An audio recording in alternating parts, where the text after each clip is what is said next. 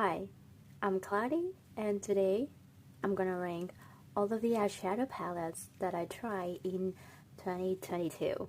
Yep, once again, in February 2023, I ranked my palettes of 2022. Very late, but better than ever. I tried 6 palettes in total in 2022, and I just want to give you guys some of the thoughts about the formula, the brand, and then also the price point of each palette, and share my opinion about them through a ranking style video. I'm sorry, I usually just film with my face, like camera zoom in my face, but I have a really bad breakout today, and my health is in a really bad condition, so I don't want to deal with that. So we're gonna do the hand style today, and I'm sorry, this is very odd. This is like the edge of the window that I think will have the best lighting, because I don't know, this is like a very specific spot in the room that I'm staying right now that I could actually film in this style. So if you can forgive anything, we're gonna jump right into the ranking.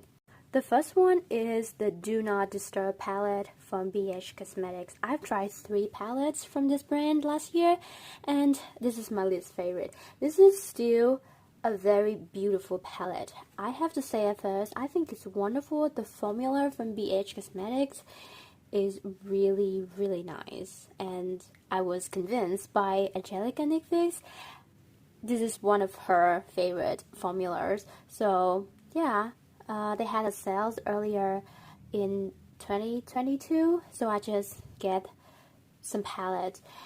This is the color story inside this palette. I mean, it's a beautiful color story.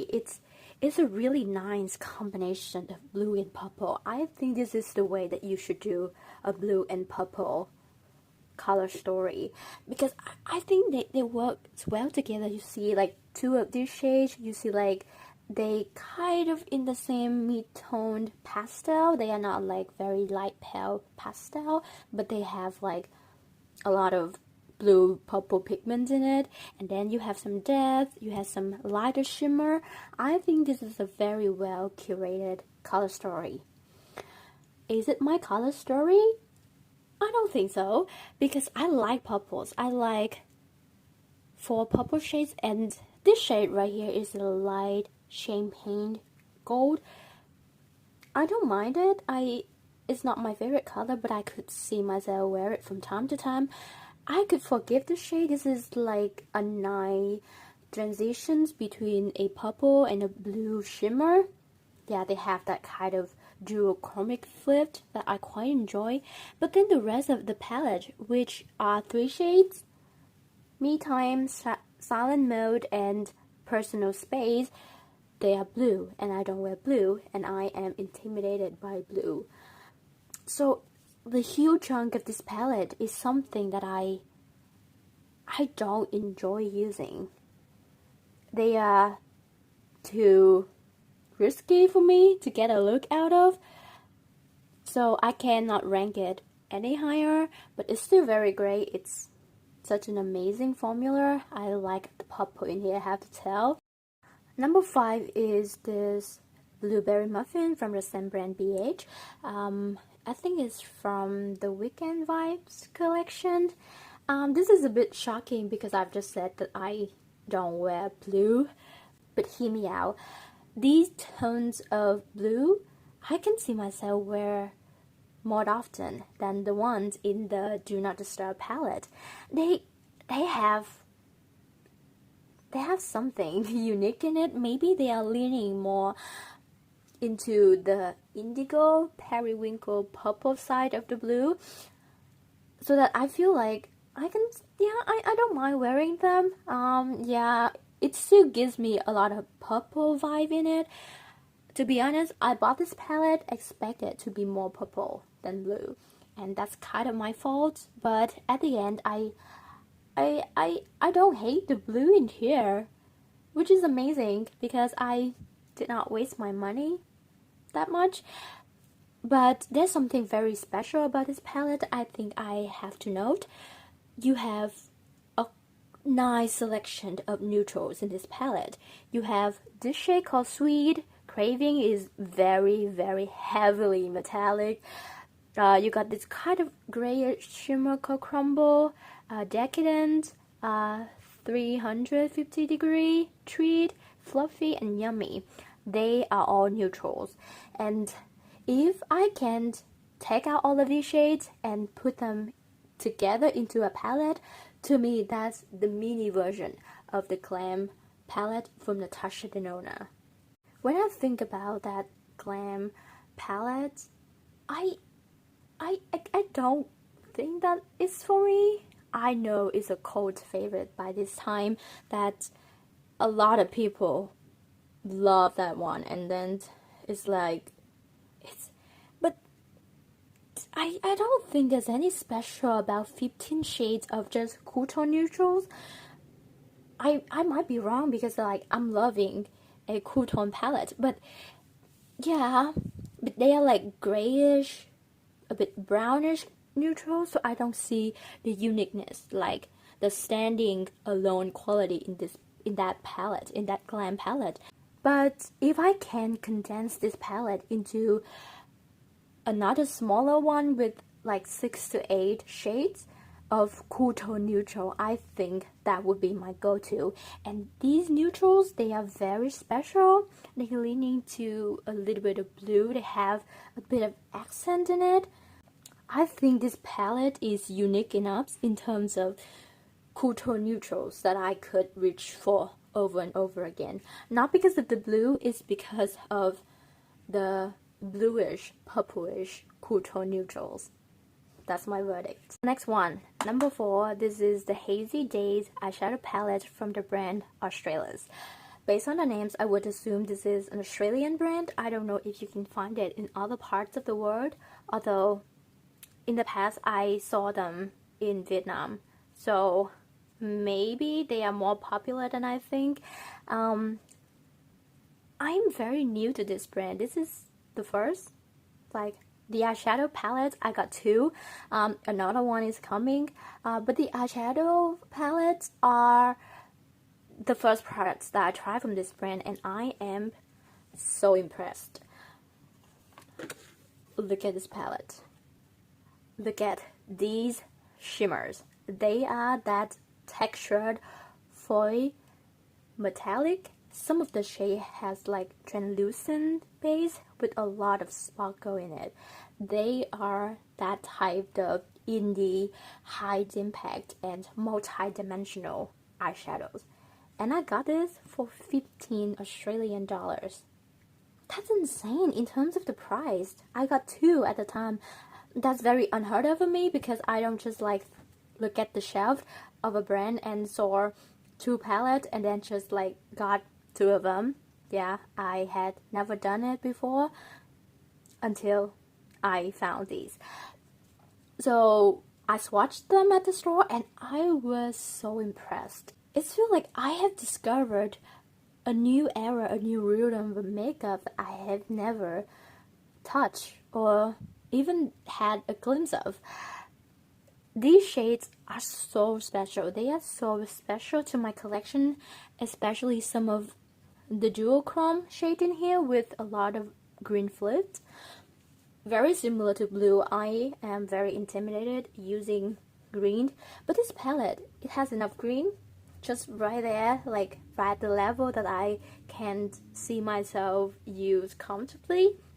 And but if you look at the sections right here, they are bright, golden, neutral, like something warm tone that I can comfortably wear. But I have to admit, I reached for this palette because of the unique selection of green. You know, I have other neutral golden warm tone palette that I think I preferred. I have to say that because of the green, I like this palette, but it's also because of the green I cannot rank it any higher. It's kind of a paradox. It just lands it in a very in-between zone. Like, it's just a very gray areas between liking and not liking something, you know what I mean? But if this is your color story, if you like gold, metallic, foil, flaky, a lot of texture, a lot of sparkle, you might really like this palette. And I know a lot of people love green. Damn, this is a dream color story for a lot of people, I can tell. And it's affordable. It's so amazing. It's stunning. What else could I say? Alrighty, this is my top 3. It sounds very weird because I have 6 palettes and top 3 is like halfway there. But anyway, this is the Passion in Paris, also from BH, the last BH palettes that I tried last year. This is my color story. This is my passion. This is my dream of a color story. It's everything I need. Like, based on Angelica Nick's description of this palette, it has a wonderful gradient from lighter shade to deeper shade. You have lighter shimmer, you have mid-tone shimmer, you have darker shimmer. And the same thing happens with the mattes. So this is a very universal palette. Versatile? Either way, it's so beautiful. The purple, the blue, the burgundy, the neutrals in here. I can see myself reach for every single shade without any hesitance. And that's how much I feel towards this palette. That's just a very strong feeling of every single shade, how they are perfectly fit into a palette like this, you know? Yeah, like in the name, Passion in Paris. There's something passionate about it, something rich, something dark, a little bit mysterious, something edgy that you can just make it work. And you can go very light-handed and have a neutral look. I have done so many gray looks with this one, and I don't think that it ever lets me down. And I want to just mention that the formula of BH Cosmetics for this series, for the travel series, for the weekend vibe series, also the I don't know, Do Not Disturb. I don't remember which collection it belongs to, but BH Cosmetic formula, you know, like in this range, so pigmented, so high impact, and that's why it's number 3. I think I'm a very wary person when it comes to doing an eye look. I don't want it to be too pigmented at first, because I do just like mid-toned eyeshadow looks. I think that's all I can tell about my style of makeup. I don't use the darker shade here to its full potential, to like deepen up my outer corner. I use them as my liner. And yeah, I can utilize them in that way, but I don't use them so that I can create a very high impact look. So this one is number 3 because it's deep, it's dark, it's very, very rich, but it's a little bit not for me in that way. I could see myself sometime, maybe once a month, try to venture out of my comfort zone and do something like that. But for my lifestyle, for what I'm doing, for the environment that I am going to and try to socialize within, I feel like a makeup look for me should be something in the middle zone. Like, not too light, because too light is like a wash of color and I don't want that on my eyes. But I want something like just right in the middle, like just purple enough, like purples that people can tell that you're wearing purple in your eyes. Not something like makeup, no makeup, but still there, like still looks like I'm wearing makeup, but not too dramatic and draws a lot of attention. Number 2 is the Natasha Denona Love palette. It pains me a lot to put this in just number 2 position, because it has been my dream. It has been my absolute dream palette since 2019. It will release on Valentine's Day 2019, and ever since I've been lusting after this palette. I cannot tell you enough how much I adore this color story.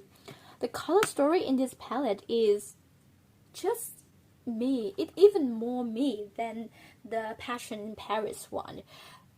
This pink, it's red, it's purple, this kind of the warm tone purple that I love. I just love it so much. Love is not a strong enough word to describe how much I adore this color story and how I treasure every single shade in this palette, because they are all very functional for me to create my absolute go-to everyday look.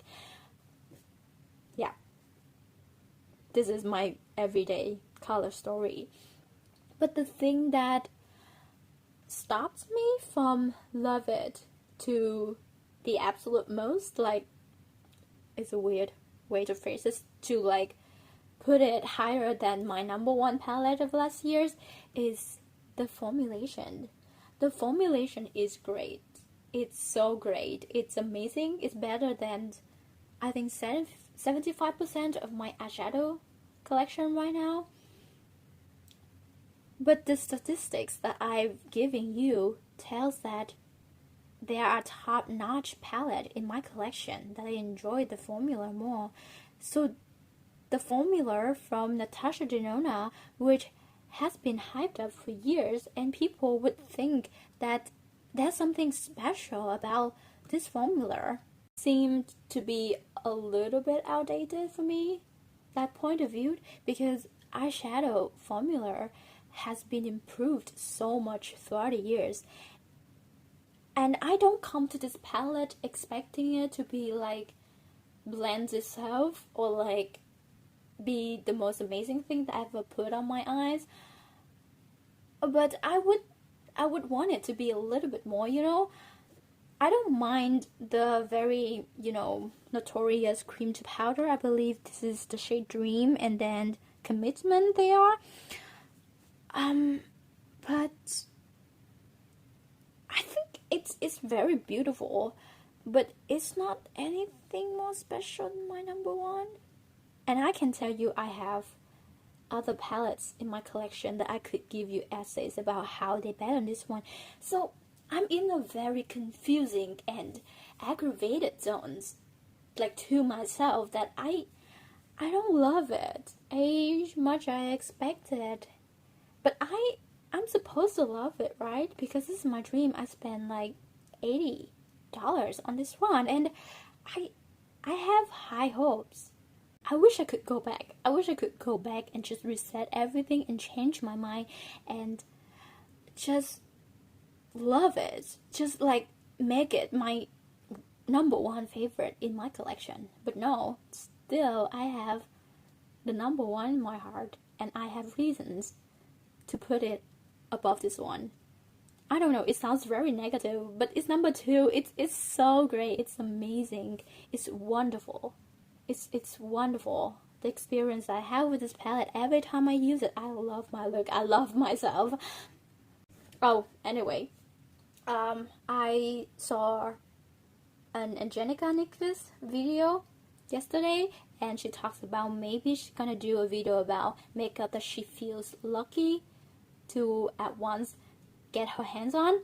And I think this is kind of that special feeling for me, because I think it was discontinued in the US. I'm not so sure. I'm not so sure that you can get it anywhere else, like at other retailers in the US or like other countries. But at Sephora, Australia, they still sell it. Yeah, once again, I don't think at the end of the day it's their best-selling palette, but overall, looking at Natasha Denona, I see this palette as a color story that I would reach for the most. That's why I bought it. I was in between this one and Retro, and I now very sure that with this formulation, this is the best choice for me. This is the right choice for me. It's time to talk about the best eyeshadow palette of the year. Out of 6 palettes, this one amazed me, surprised me, and delighted me. No, it has delighted me since. It's wonderful. it makes me think about my life, you guys. Like, I think this palette, it just, like I said, it's, oh no, I forget to tell you what it is. It's also from Australis, Dreams of Me palette. From the same line as the Hazy Daze. This one is much better because it's purple. You can tell my jam is purple, everything purple. I could just dive in and just disappear in it. It's how wonderful purple is to me. It makes me feel something. It helps me know a little bit more about myself every time I wear purple. I don't know what kind of sentiment it is, but all of the texture shade, I believe there are only 5 special dual chrome shade in this palette, and some are just like regular shimmer. I don't think I ever used this shade. It's just like a regular pinky shade. I don't mind it, and I have to say the mattes in this palette aren't that amazing. They are more of a softer sheerer. Like, I don't know, when I swatch them, they almost blend into nothing because it's so sheer and so soft. Not dusty in any mean, but it's very, very light. And if you like that type of formula, if whatever I have described to you and you feel like that's your go-to matte because you don't want anything too pigmented, too opaque, oh my god, that's what I'm looking for. It's not very opaque. It has like some slip in it, so like you can still see a hint of your eyelid, the color of your skin. If you kind of like that subtle look of a matte, you would love the mattes in this palette. In contrast, the shimmer, they are flaky. They are textured, they are grippy, they like creamy and glide on the skin without any creasing. Surprisingly, I hardly notice any creases at the end of the day. Some of the duochrome, they are comparable to Pathmograph special shades. Yesterday I went to Sephora just to swatch anything, and I swatched the special shade. I say it like in quotation mark because it was in the Moonlit Seduction palette, which I heard that is not the same special shades. You know, the 4 shades that's very sparkling, very creamy, very slippery at the right side of the palette. But I left the swatch on my hand and I brought it home and I compared to the one in this palette, and they are crazily similar. This one is a bit thicker, I have to note that, because I know some thick eyeshadow and creamy texture like this could give a lot of creasing, but for me, I don't notice any. I feel very comfortable wearing it. It's a one and done eyeshadow look. I just love this palette. This is such a great color story. It's warm, it's rich, it's purple. Like every matte in this palette has some sort of pinky purple undertone in it. This is a reddish purple brown. This is like an eggplant. Yeah, it's an eggplant brown, and the other mattes, the other shades, they have like pinky purple, everything pinky purple. Just give them all to me. Give them all to me. This palette is 15 Australian dollars, and the lowest that I saw it at was 9 Australian dollars, and it was insane for how much grayness that you can get just from $9. Like, how could I do that? It's not a luxurious experience. Like, sometimes I want to try Pathmograph because that packaging feels really luxe. Every time I see it, every time I just like touch it in store, I just want to like experience the luxury of that palette. But this one looks very cheap, but something hidden inside is so unexpected. It's so unique, so touchy. Like, it makes me want to touch it. Like, now I understand why people finding it hard to resist touching and swatching everything because it's just so nice. It's a diamond in the rough. I hope I said that phrase correctly. Diamond in the rough. It's very cheesy. The packaging is so funny. I think I hate this design a lot, and the font is so funky and cheap. But what inside is something that you should look at. Like if you see something like this and you think that you might like it, just go to the store and swatch it. Just swatch it and must issue like, because that's the test rate for. Yeah, it's me at this point. I don't care about me. Just look at me with all of the swatches on my hands. I feel really okay with it. It's just what I feel like I should do to make my consumption choices more conscious. This one is such a nice pick. It's so great. It has value, it has quality, it's everything that I expected in my life. That's it. That's every single eyeshadow palette that I tried in 2022. I found some gems that I found some absolute favorite, and even my number 6, which also a very favorite. I think I got very lucky last year in terms of eyeshadow palettes. I don't regret any of them. Even there's something wrong with them in my opinion, in just my preference when it comes to makeup, I still find great qualities, like some very interesting touch in every single palette. And I think I make great choices. Only with eyeshadow palettes, not really in my life, I reckoned.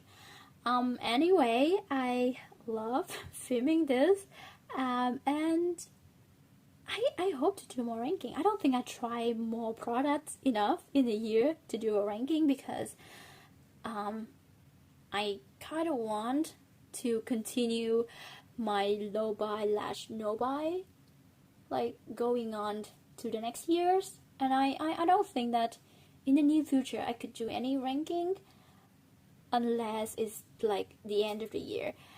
But I can just do a ranking randomly with whatever I own right now. Yeah, that I currently own in my collection. That could be fun to me. Yeah, that's the idea. Once again, I'm Cloudy, and hopefully we see each other again.